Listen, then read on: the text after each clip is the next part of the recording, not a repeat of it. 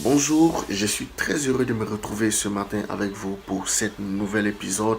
C'est une pensée que j'ai reçue que j'aimerais partager avec vous. Si cela t'est profitable, j'aimerais que tu la partages avec d'autres vies en cliquant partager sur la vidéo pour que ça puisse édifier d'autres personnes.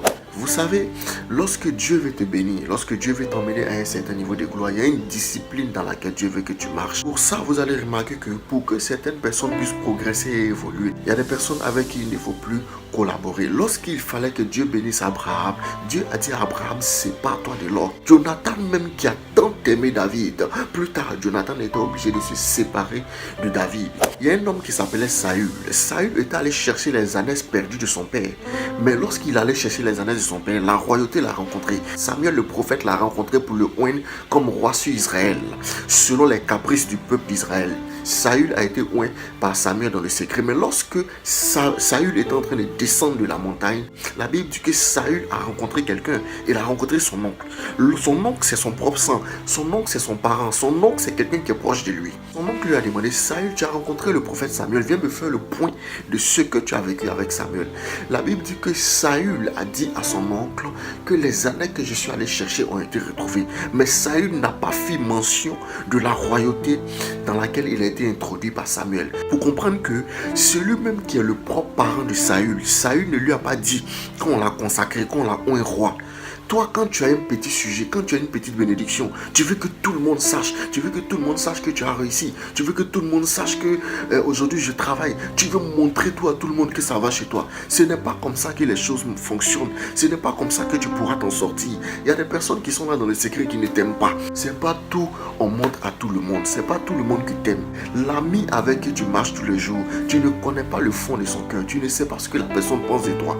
Il te faut une discrétion. Et si tu constates que ces personnes ne favorisent pas ta réussite, chaque fois que tu leur annonces de bonnes nouvelles, elles ne sont pas contentes. Chaque fois que tu viens leur dire, voici il y a tel problème, aide-moi. Mais les conseils que la personne te donne sont des conseils hypocrites. Si chaque fois que tu te confies à quelqu'un, que tu retrouves cette personne en train de rapporter ce que tu as dit, en train de rapporter ce que tu lui as confié à quelqu'un d'autre, c'est que cette personne n'est pas dans une bonne disposition. Ce n'est pas un partenaire de destinée. Tu dois te séparer de la personne. Commence à faire le choix des personnes que tu introduis dans ta vie. Ceci va favoriser ta réussite.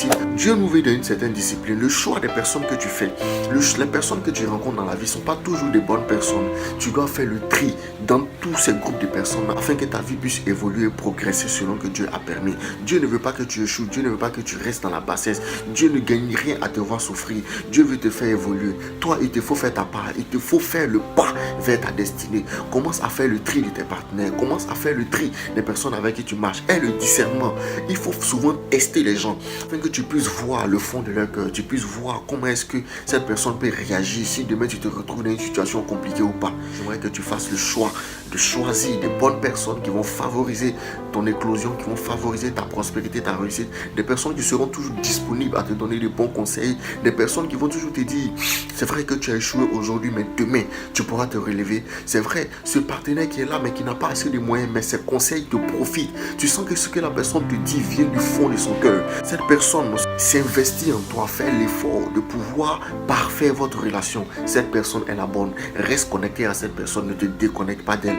Mais sépare-toi des mauvais amis, des mauvais partenaires, des personnes qui ne favorisent pas ta réussite et tu verras que ta vie va évoluer. J'aimerais que tu partages cette vidéo de sorte que ça puisse bénéficier, profiter à des personnes. Que Dieu vous bénisse. Excellente soirée à vous. Je vous aime.